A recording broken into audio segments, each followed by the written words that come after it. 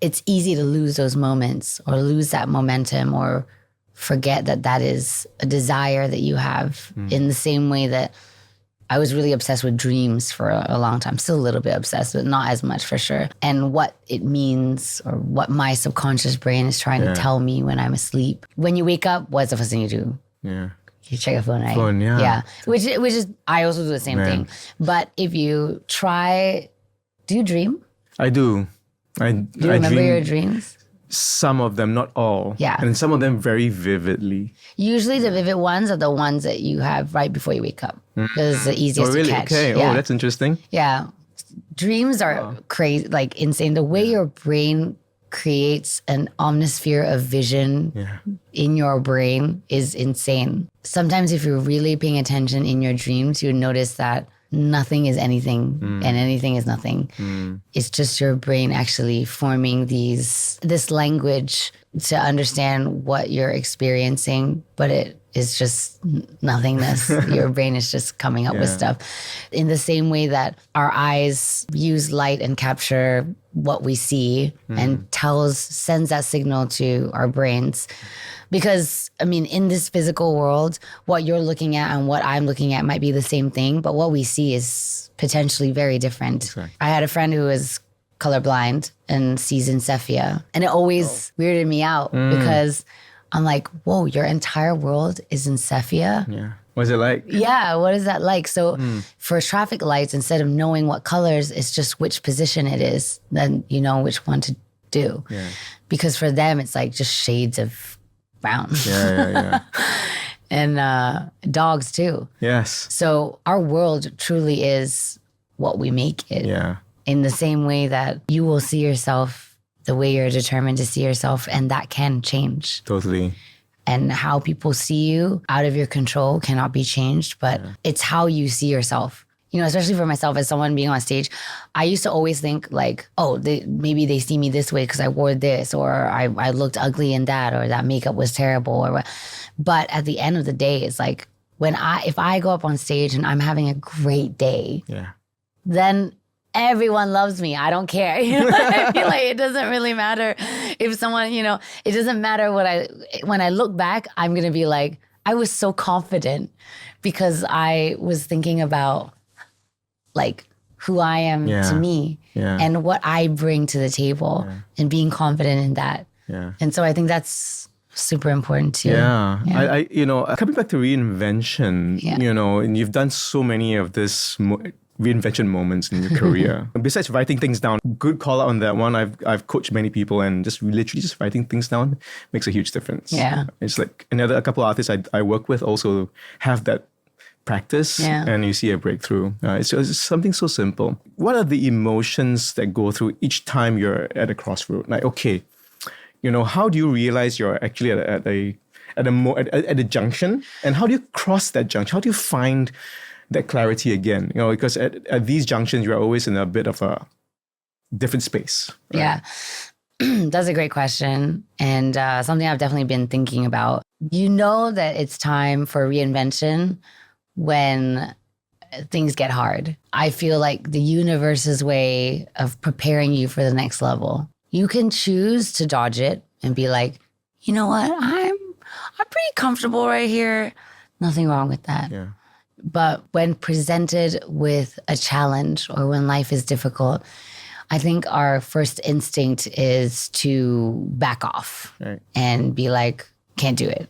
It's funny because the way I grew up almost groomed me to not run away from challenges. So I was scouted at 3 to train for the Olympics as a gymnast. And it was always hard. So when you learn a new trick, it's never meant to be easy. Yeah. If it's easy, you do that trick and learn the next one. Yeah. You know, my coaches were like, no joke. And it's never impressive if you can get it on the first go. Yeah. Means, oh, this is not hard enough. I would have a choice, you know, stay behind or bite the bullet, you know, say, fuck it. Go. Eat my fears for breakfast. But I will never forget, there was one day, the first time I had to do like a back bridge. So you have to stand there, have your feet planted and like go back, which was terrifying the first time you do it. Yeah. I remember my coach had his feet on my feet. He's like, I got you. You will not fall down. The worst thing that could happen is you fall this way and I will catch you. Yeah. I'm standing right here. So each day I would train 5 hours a day. We did that for 5 hours. For Crazy. 5 hours, I didn't dare to do the back walk or go back. And he just stood there. I mean, we maybe took breaks and had lunch or whatever, but for the most part, the full day, it was like, it felt like a lifetime that I was just like, I can't do it. I cannot do this. And sometimes that's life. Sometimes you're not ready and you don't do it. You miss the opportunity to do more things that day. But maybe there's a lesson in that. And while I love to push myself, I also am starting to realize that I also need to listen to my body. And the one thing that I should be manifesting more than a Grammy is like a healthy body, I think, because I just love going and going and going, and almost in a like love to torture myself, tortured artist kind of way. Maybe I'm like, oh, it's fine if I'm like suffering and pain or whatever, like, which is terrible. That's the wrong mindset. Don't do that. Don't do that. yeah. Don't do that. And how do you be aware of it, and how, you know, for anyone going through this journey as well, right? You know, just grinding, just, you know, having that tough, but actually it's really hurting you kind of experience. You know, how do you overcome that? How do you tell yourself or remind yourself? I think it's I weigh the pros and cons. I talk to myself a lot, you know, like, so my alone time is when I'm driving in the car. So if I'm going through something really hard, I will be like, if you ever see me on the roads, I drive this mustard yellow Jimny, and I'm sitting there going like, why am I putting myself through this right now? I really hope it's worth it. Is the music on or not?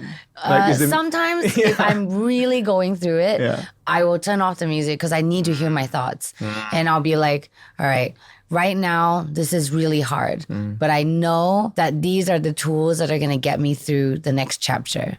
So my choice is, do I want to chill? Do I need to chill? Is my body, in my mind, am I healthy right now? If my mind is healthy and my body is healthy, I think I can handle the challenge. But if I'm already weak in one aspect, then even if I overcome it, I will lose something else. So then it becomes not worth it. So you need to check in on yourself. Like if you're playing a video game, you need to check your health bar. Can I handle this? Or am I going to like die and have to regenerate? Because then it's still not worth the risk, you know? Do I just go back to home base and recharge? Because there's nothing wrong with that. And there's nothing wrong with being completely healthy and missing it. Because it's still life. You know, you're still living, you're still going. It's not the end of the world. Maybe you were not ready for this challenge, and maybe you have a different one. But I've always learned that the universe will not give you more than you can handle. At least in my life so far, I've been really blessed, knock on wood, that I've survived every challenge so far. But it really is also fundamentally knowing yourself, toggling between that, pushing yourself and knowing when you need to recharge. It's so good to feel good. And you should also know what that feels like, so that as you're getting through a challenge, there's always that breaking point, right? Have you read The Dip? So there's always that breaking point where you're like, oh, if I could get through this trench. And then sometimes you're like, never mind, this valley works for now. I'm not ready for this next, you know. And then sometimes you're like, you once you get past that little point, and sometimes it's a halfway mark, sometimes it's a 3/4 mark, and you're like, I feel my muscles building. I feel good about this. I'm strong now, you know. And then you get to that peak, and you're like, I made it. You feel good. I made it. And then you stand there for a while because, hey, one, you worked hard for it. Two, it's probably not going to look the way you imagine, because it never does. And three, you're like, reevaluate. What did I learn about this reinvention? What worked? What didn't work? And what could I have done without?